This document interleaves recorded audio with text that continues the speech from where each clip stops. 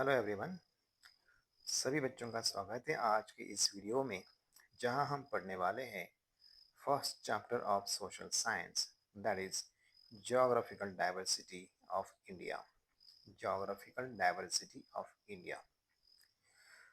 बच्चों, हमने last year unity in diversity और डाइवर्सिटी ऑफ इंडिया हमने सोशल स्टडीज में ऑलरेडी पढ़ा है, जहां हमने पढ़ा है कि इंडिया में कितनी डाइवर्सिटी है, नॉट ओनली इन पॉपुलेशन, मतलब खाली पॉपुलेशन के बारे में या फिर हमारे रिलीजन, कास्ट, लैंग्वेजेस के बारे में डाइवर्सिटी इतना ही नहीं, हमारा जो इंडिया का फिजिकल मैप है, हमारा जो क्लाइमेट है, उसमें भी बहुत सारी डाइवर्सिटी है। ओके, तो ज्योग्राफिकल डाइवर्सिटी कितनी है इंडिया में, उसको हम आज इस लेसन में पढ़ने वाले हैं। ओके, तो चलिए स्टार्ट करते हैं फ्रंट पेज से। देखिए, यहाँ एक कोट दिया है श्री अरबिंदो का। उसमें दिया है, to us by it's very geography, the country, that is India, appeared to be quite distinct from other countries, and that itself gives a certain national character. Okay, so हमारे ज्योग्राफी इतनी diverse है, पूरी दुनिया में जितने अलग अलग type की ज्योग्राफिकल डाइवर्सिटी है, उसके सभी के सैंपल हमारे इंडिया में आपको देखने को मिलेंगे। और यही से सर अरबिंदो कहते हैं कि यही हमारे इंडिया का जो कैरेक्टर है, वो सब दुनिया से अलग कर देता है। ओके, उसके बाद यहाँ आप एक देख सकते हैं, जो जोग फॉल्स है इन कर्नाटका में। इंडिया का सबसे बड़ा ये जो वाटरफॉल है, बड़ा सुंदर दृश्य है ये। अगर कभी आप लाइफ में मौका मिलेगा तो जरूर घूम के आइए। चलिए, इस लेसन को पढ़ने के बाद हमारे दो क्वेश्चंस, मतलब हमारे मन में जो दो सवाल है, उनका आंसर हमें मिलना चाहिए। पहला सवाल क्या है बच्चों? What are some key geographical features of India? Okay, key geographical features of India. Already हमने लास्ट ईयर जो डिफरेंट लैंडफॉर्म्स है, उसमें हमने इंडिया के कितने लैंडफॉर्म से ऑलरेडी पढ़ा है, तो वही बच्चों यहाँ थोड़ा सा उसको डिटेल में पढ़ना है, बाकी कुछ इतना नहीं है। एंड दूसरा जो क्वेश्चन है, how does India's geographical diversity affect our lives? Okay, how this diversity affect our lives. ये जो डाइवर्सिटी, उसकी वजह से हमारा जो ह्यूमन बीइंग है और ह्यूमन लाइफ है, कैसे अलग अलग है पूरी इंडिया में, इसको हमें इस लेसन से पढ़ना है। तो चलिए स्टार्ट करते हैं। In India, in 1984, Rakesh Sharma, the first Indian astronaut to go into space, spoke with the then Prime Minister of India, Indira Gandhi. When she asked him, "How does India look from space?" he replied, "सारे जहां से अच्छा हिंदुस्तान हमारा, better than the whole world." Okay, तो राकेश शर्मा, ये आपको एक general knowledge के बहुत इंपॉर्टेंट क्वेश्चन है बच्चों। In 1984, Rakesh Sharma was the first Indian astronaut, okay, who go into the space. और जब वो अंतरिक्ष में गए तो इंदिरा गांधी ने उनसे बात की, कम्युनिकेशन किया, और उन्होंने एक सवाल पूछा राकेश शर्मा जी को कि how does India look from the space, अंतरिक्ष से अपना भारतवर्ष कैसे दिखता है। तो उन्होंने बड़े गर्व से कहा था कि सारे जहां से अच्छा हिंदुस्तान हमारा। ओके, तो ये दिखा था कि पूरे वर्ल्ड में हमारा इंडिया एक बेस्ट कंट्री है। See, look at the map of India at the end of this book. What are you able to observe? Recall your lesson on a different type of landform: mountain, plain, plateaus. Which landform can you identify on the map? What do the different colors on the map mean?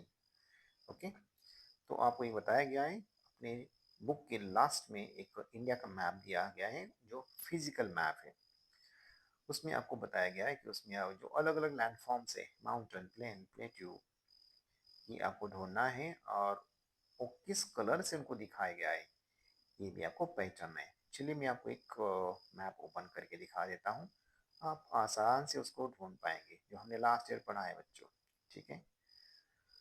अब ये है India का physical map जो आपके सामने open किया है। देखिए इंडिया में यहाँ कश्मीर से, हिमाचल से, यहाँ ये पूरा क्या है, हिमालय पर्वत है। ओके, हिमालय माउंटेन, यहाँ भी हिमालय माउंटेन की रेंजेस है। तो इसको कौन से कलर से दिखाया गया है, ग्रे कलर से दिखाया गया है।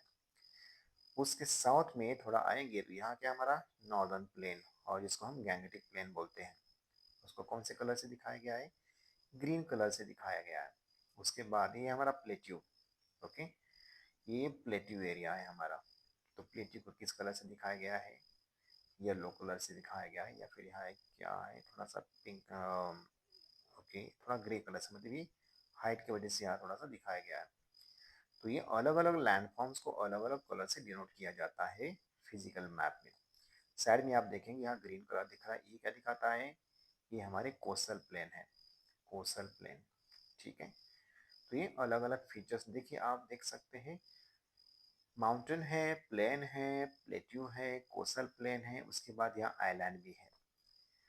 तो पूरे वर्ल्ड में जितने भी अलग अलग लैंडफॉर्म्स हैं सभी का सैंपल हमें इंडिया में देखने को मिलेगा। ये हमारी डाइवर्सिटी, ये हमारी जोग्राफिकल डाइवर्सिटी है जो हम इस लेसन से पढ़ने वाले हैं। As you go through this chapter, remember to refer periodically to the physical map. Yes, हमें physical map को रेफर करना है। India is the seventh largest country in the world.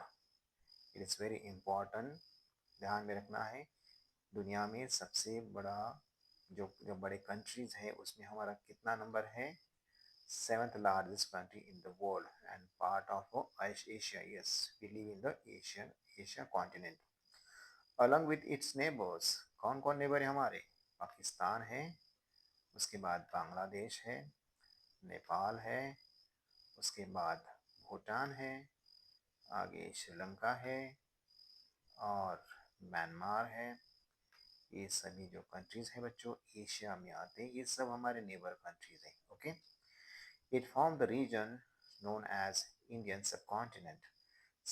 इसको इंडियन सबकॉन्टिनेंट मतलब भारतीय महाद्वीप क्यों बोलते हैं, क्योंकि ये क्या है, एशिया एक बड़ा कॉन्टिनेंट, इसका एक छोटा सा पार्ट है, इसलिए इसको क्या बोलते हैं, इंडियन सबकॉन्टिनेंट, जिसमें सभी कंट्रीज आते हैं, Pakistan, Bangladesh, Nepal, Bhutan, Sri Lanka and Myanmar. Okay, since it is a part of continent Asia. Okay, often the purpose of discussion we refer to five region: the Great Mountain Zone, the plain of the Ganga and the Indus, the desert region, the southern peninsula, and the islands. In this chapter, we will fly over this zone, providing you with a bird eye view. Bird eye view का मतलब होता क्या है बच्चों, कोई अगर पंछी आकाश में घूम रहा है और नीचे फॉरेस्ट है, उसको फॉरेस्ट का एक एक पेड़, एक एक पत्ता दिखेगा क्या, नहीं दिखेगा, उसको एक मैक्रो व्यू दिखता है। मैक्रो मतलब क्या, एक ओवरऑल। ठीक है, अगर जंगल में कोई रिवर है तो रिवर उसको ऊपर से दिखाई देगी, बट रिवर में क्या है, मछलियां है और कुछ नहीं दिखाई देता है। मतलब क्या है कि हमें एक जनरल स्टडी करना है, we are not going to discuss और study this concept in detail, because अभी हम छोटे क्लास में, तो हम बस एक जनरल लर्न या स्टडी करने वाले। Okay, these features offering glimpses of what things look like in close up at some of these places. It would be difficult to go into all the details at this stage since you will soon see India is a large and diverse. Okay, जैसे जैसे आप अगले class में जाएंगे आपको पता चलेगा India कितना बड़ा है और कितना डाइवर्स है। बड़ा 20 साल तो हमें क्या करना है, we are going to learn just bird eye view of these features. The Himalaya mountain ranges stand as natural barriers in the north, while Thar Desert and Arabian Sea mark its western limit. To the south, the Indian Ocean, and to the east, the Bay of Bengal form natural boundaries. This geographical feature create a separation between India and the rest of the continent and have played a crucial role in shaping India's climate, culture, and history. So India के north में क्या है बच्चों, Himalaya mountain. तो ये हमारी natural boundary है, ठीक है, it's a natural barrier in the north. Then third desert है जो राजस्थान गुजरात के कुछ इलाके में है। उसके बाद अरेबियन सी है, ये हमारा वेस्टर्न लिमिट है, मतलब वेस्टर्न बाउंड्री है। साउथ में क्या है, इंडियन ओशन है। ओके, तो ये नेचुरल बैरियर्स और बाउंड्रीज की वजह से हमारा इंडिया बाकी एशियन कॉन्टिनेंट से अलग दिखता है। ओके, इसलिए हमारे इंडिया को क्या बोलते हैं, इंडियन सब continent. Okay, then the geographical features create a separation between India and the rest of the continent and have played crucial role in shaping India's climate, culture and history. India का climate, culture and history जो determine होता है, जो shape हो दिया गया है, मतलब सबसे अलग है, वो इन्हीं की वजह से। किसकी वजह से, हिमालय, थार डेजर्ट, अरेबियन सी, देन इंडियन ओशन, ये सभी की वजह से हमारा बाकी एशिया जो कॉन्टिनेंट है उनसे सब अलग है। हमारा क्लाइमेट, कल्चर, हिस्ट्री सब कुछ अलग है। Okay, now do you recall your lesson on latitude and longitude? Look at the map. Can you read approximately the latitude and longitude where India lies? Yes, last year हमें पढ़ा है हमारा जो India का मैप है, वो आप अगर देखेंगे लैटिट्यूड लॉन्गिट्यूड, आप वहाँ जाके मैप पर देख सकते हैं कि हमारा लैटिट्यूड एंड लॉन्गिट्यूड, हमारा जो एक लेंथ क्या है वो हमें पता चल जाता है। ठीक है, चलिए आगे बढ़ते हैं। Let us now journey together from the Himalaya to the island in the Indian ocean and onwards to the east of India. The diverse colors on this map already give us a sense of the geographical diversity. Familiarize yourself with the legend on the map. The different colors indicate the latitude and altitude. Okay, जैसे हमने India का physical map देखा, उसमें अलग अलग colour दिखते ही यही है दिखाता है कि इंडिया में कितनी जियोग्राफिकल डाइवर्सिटी है। चलिए स्टार्ट करते, जो जितने भी लैंडफॉर्म से अलग अलग फीचर्स है उसमें सबसे पहले हम देखने जा रहे हैं the Himalaya. Okay, the Himalaya आप यहाँ देख सकते हैं बच्चों, इस सैटेलाइट से लिया गया पिक्चर है। ये पूरा क्या दिखाता है, ये जो एरिया है ये दिखाता है Himalaya mountain. Okay, Himalaya mountain है, ये ऊपर का ग्रेटर हिमालय है जो हमेशा वहाँ आइसबर्ग्स होते हैं, वहाँ हमेशा बर्फ की चादर होती है।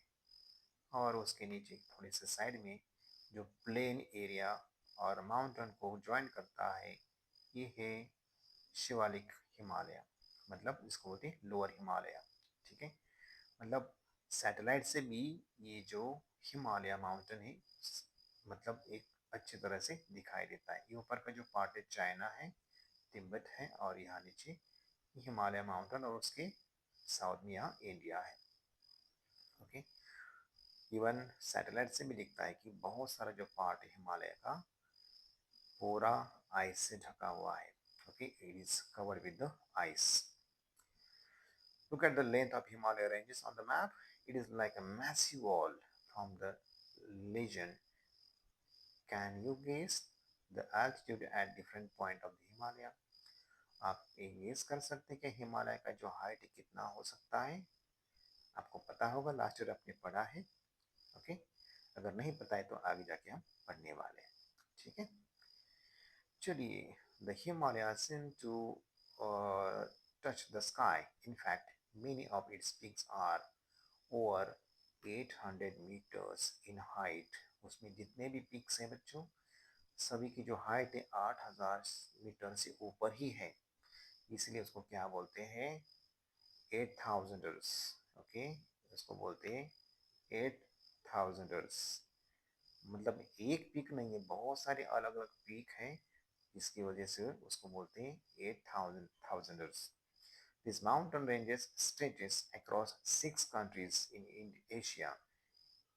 उसमें है India, then Nepal, then Bhutan, then China, Pakistan and Afghanistan. Afghanistan से देखिए यहाँ भूटान तक ये पूरा जो हिमालय है स्ट्रेच हुआ है, इतना दूर तक गया है।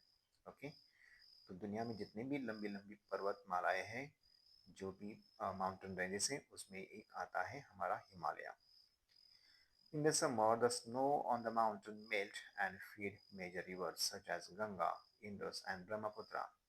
These rivers and their tributaries provide water for drinking, farming, and industrial use, connecting with the lives of hundred of millions of people.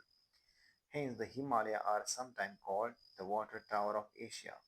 The Himalayas are also important to many culture and belief systems.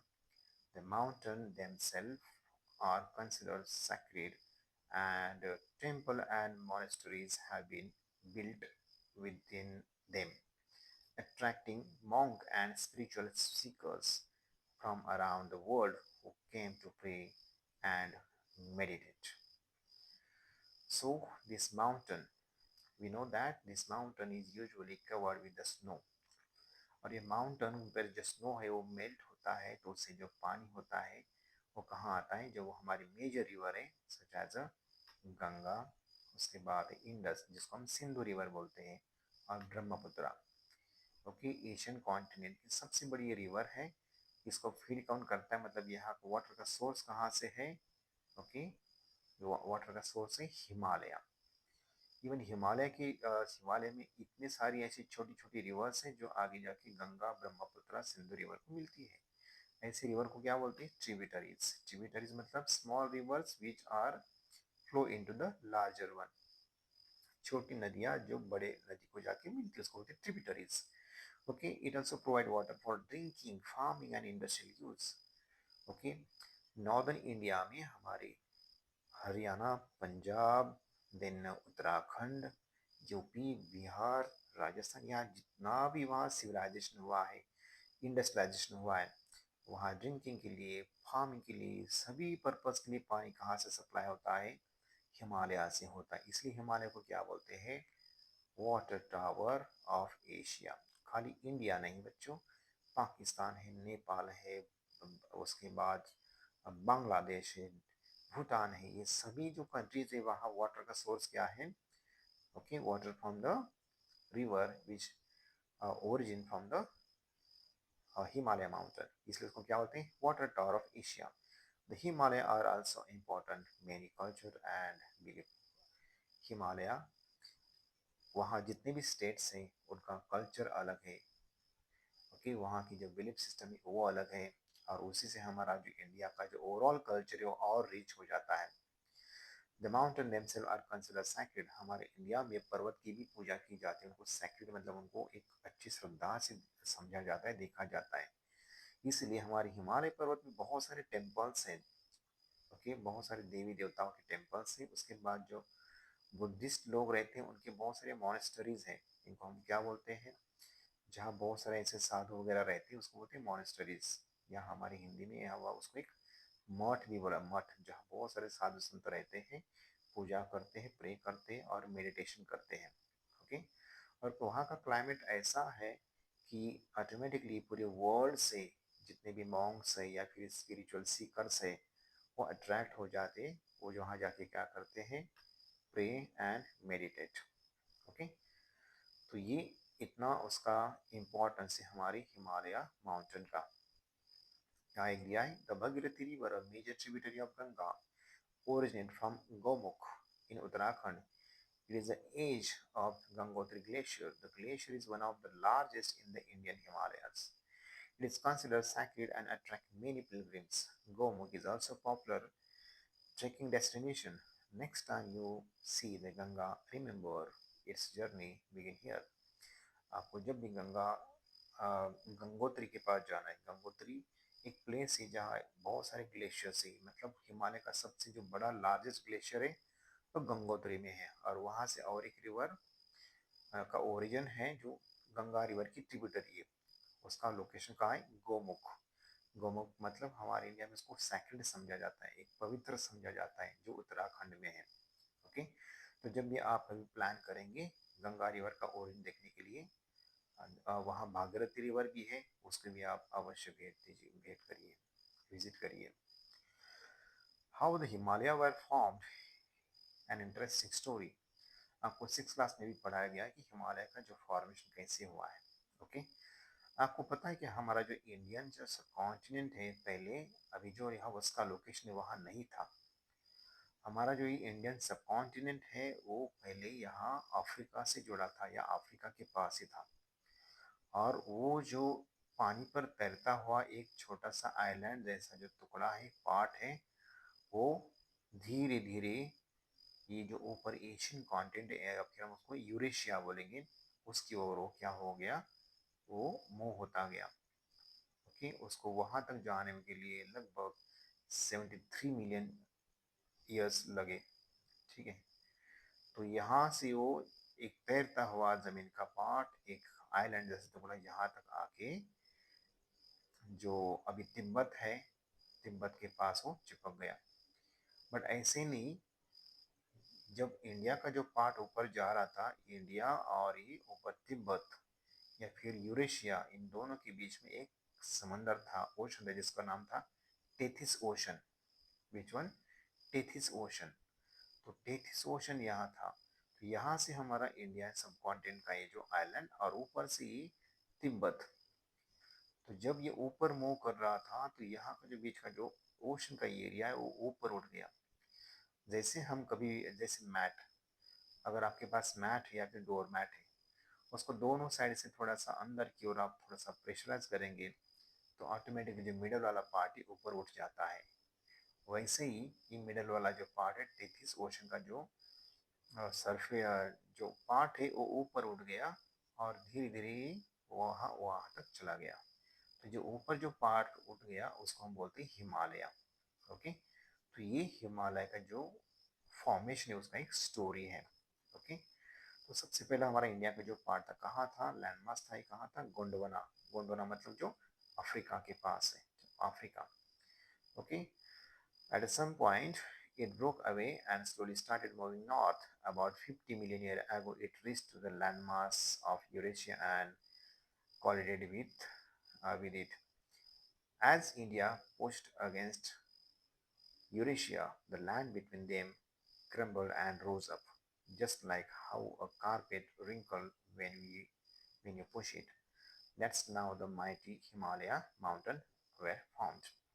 जैसे मैंने आपको बताया, आप mat को अगर ऐसे दोनों side से प्रेस करते हैं तो मिडल वाला पार्ट क्या होता है, इसे ऊपर आ जाता है। तो उसी तरह से हमारे हिमालय का क्रिएशन हुआ है, उसका फॉर्मेशन हुआ है। ओके। आगे चलते हैं। देखिए यहाँ कुछ ऐसे पिक्स हैं, ये दिखता है यहाँ कि ये ऐसा ऊपर वहाँ मतलब दोनों साइड से प्रेशर आने की वजह से ये ऐसा इसको ऐसे फोल्ड हुआ है। ओके। आप यहाँ देख सकते हैं। ठीक है। और इसके बहुत सारे ऐसे एविडेंसेस हैं। हिमालय माउंटेन का जो टॉप एरिया है, बहुत सारे पिक्स, वहाँ क्या मिला है, जो समुंदर में जो हम बोलते हैं ना कुछ ऐसे शेल्स वगैरह होते हैं, तो शेल्स के जो कुछ ऐसे पार्ट हमें हिमालय माउंटेन के टॉप में मिले। ये क्या दिखाता है कि वहाँ कुछ समय पहले या कुछ साल पहले समंदर था। ओके। तो ये साइंटिफिकली प्रूव हुआ है कि वहाँ एक समंदर था और वो ऊपर उठने की वजह से वहाँ हिमालय का क्रिएशन हुआ है। ओके। आगे चलते हैं। The Himalaya is broadly categorize into three main ranges. The Himalaya, sorry the Himadri. Himadri मतलब जो मैं आपके यहाँ ड्रॉ करके दिखाता हूँ, अफगानिस्तान से लेके यहाँ नेपाल तक, इवन आसाम तक, ये जो सबसे ऊंची वाली रेंज है जिसमें सभी ऐसे पीक्स है, बहुत ऊंचे ऊंचे ऐसे पीक्स हैं। ओके। तो ये जो बड़े बड़े पीक्स है, इस रेंज को क्या बोलते हैं, हिमाद्री बोलते हैं, या फिर इसको बोलते हैं greater Himalaya. Okay. The highest and most rugged part of the range is home to towering peaks like Mount Everest and Kanchenjunga. This region remains snow-covered throughout the year. Life here is tough and there are not many human settlement. यहाँ हमें ज़्यादा human settlement नहीं दिखेगी क्योंकि वो हमेशा बर्फ से ढका हुआ रहता है। ओके। और सभी जो हाईएस्ट पीक्स हैं जैसे कांचनजंगा है या फिर माउंट एवरेस्ट है, ये सब कहाँ है, इसी रेंज में है। उसके बाद आता है 2 नंबर 2 पर आता है Himachal. Himachal is a lower Himalaya lies south of. चलिए आगे बढ़ते हैं।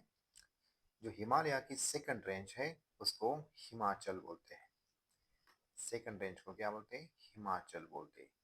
Okay, it is also known as lower Himalaya.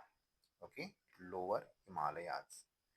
It lies south of the Greater Himalaya and have more moderate climate, allowing rich biodiversity and human habitation.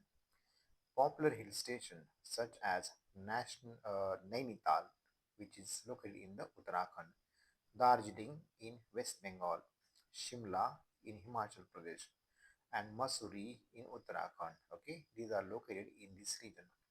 So many of hill stations are located in this Himachal region, that is lower Himalaya area. और ये area रहने के लिए भी बहुत अच्छा है और वहाँ की बायोडाइवर्सिटी भी बहुत रिच है। आप कभी अगर शिमला मसूरी मनाली घूमने जाते हैं तो थोड़ा सा देख लीजिए, बहुत ही अच्छा वहाँ नेचर है, बहुत ही बायोडाइवर्सिटी है। सो ये हो गया हिमालय का सेकंड रेंज हिमाचल। अभी लास्ट रेंज है Shivalik. Okay, which is also known as a outer Himalaya. Outer Himalaya क्योंकि ये जो सबसे ऊपर जो हमने देखा कि जो ग्रेटर हिमालय होता है, उसके बाद जो नेक्स्ट रेंज है जिसको हम बोलते हैं लोअर हिमालय, जो हिमाचल है, और उस सबसे west west area south area में जो एक स्मॉल रेंज है जिसका स्लोप ज़्यादा नहीं है, उसको शिवालिक रेंज बोलते हैं। ओके, अभी शिवालिक रेंज क्या होती है? शिवालिक रेंज के नॉर्थ साइड में क्या है यहाँ? तो यहाँ है हिमालय, और उसके साउथ साइड में जल्दी वहाँ, मतलब उसके बगल में ही ये है northern plain, that is gangetic plain. तो शिवालिक टिकड़ी क्या, शिवालिक जो हिल्स है वो क्या करती है? नॉर्दर्न प्लेन और हिमालय को अलग अलग करती है। Okay, so it is outer most and lowest range consisting of rolling hills and dense forest. These foothills are rich in wildlife, serving as transition zone between the Himalayas and Gangetic Plain, as I explained. Okay, so these are the three ranges of Himalaya: Greater Himalaya, Himadri; Lower Himalaya, Himachal; and Outer Himalaya, that is Shivalik.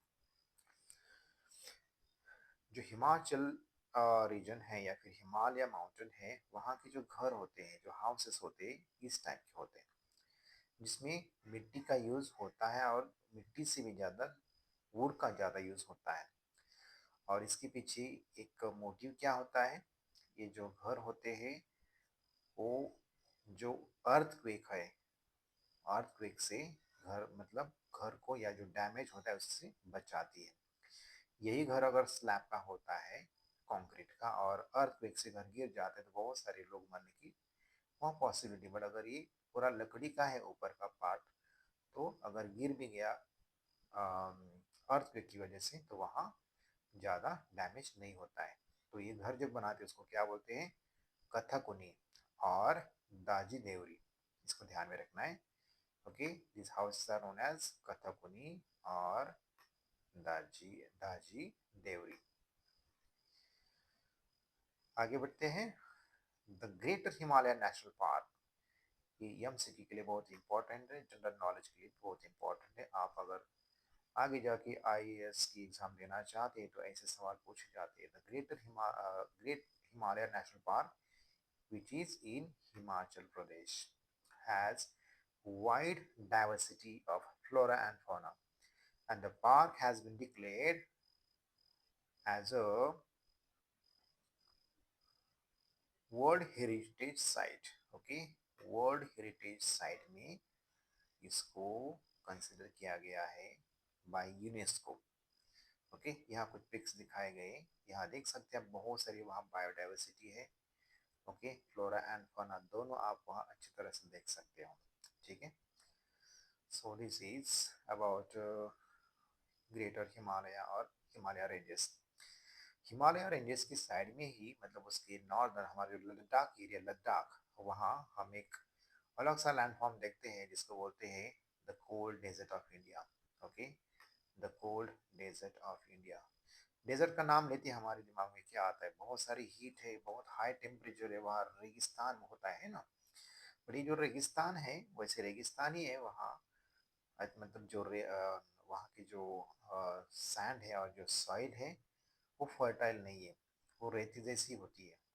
But वहाँ क्या होता है ना, पूरे साल भर वो जो लैंड का सरफेस है बर्फ की वजह से या फिर आइस की वजह से पूरी तरह से कवर होता है।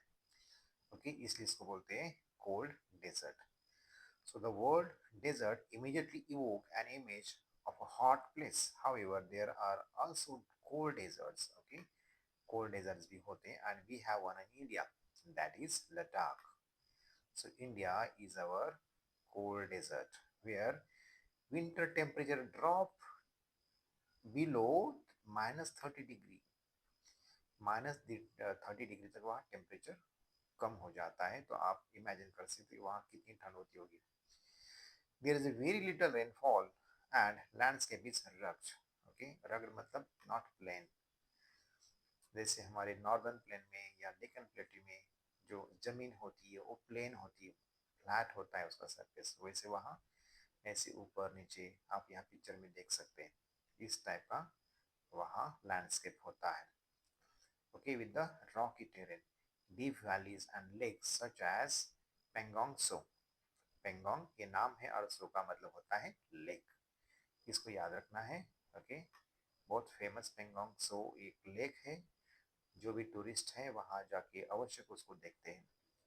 The terrain here resemble that of the moon. यहाँ का जो टेरेन मतलब जो जमीन है वहाँ का जो सरफेस ऑफ द लैंड है, अर्थ है, वो किसके जैसे दिखता है? It's like a moon, hence it is called moonland.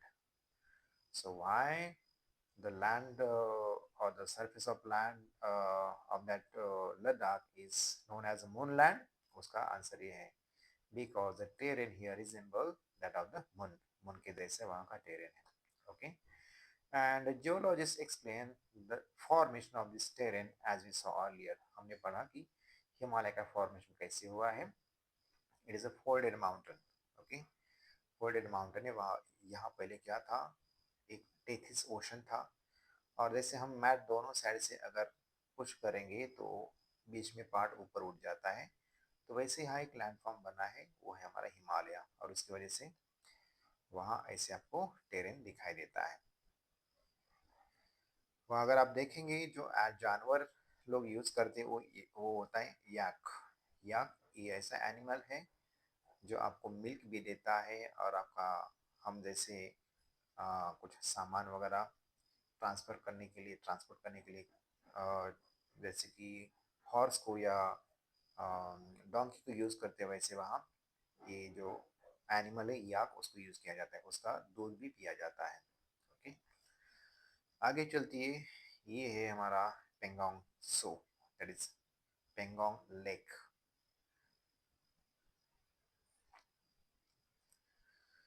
Then despite its harsh condition, Ladakh is home to unique wildlife like snow leopard, ibex, and Tibetan antelope। Leopard आपको पता पता है, इबेक्स मतलब जो शीप जैसा रहता है, जो बर्फ में गोट जैसे रहता है, वो बर्फ में रहते हैं, उससे भी वहाँ मिल्क या मीट मिल जाता है। और तिब्बतन एंटेलोप जिसको हम एक हिरन का टाइप होता है। तो ये तीनों एनिमल आपको लद्दाख में मिलेंगे। Okay, snow leopard, then ibex and Tibetan antelope.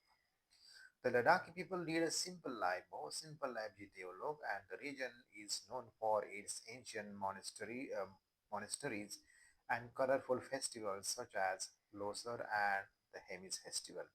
okay, वहाँ बहुत सारे पुराने ज़माने में जो मोनेस्टरीज बनी है, मतलब जो बुद्ध भिक्षु होते हैं,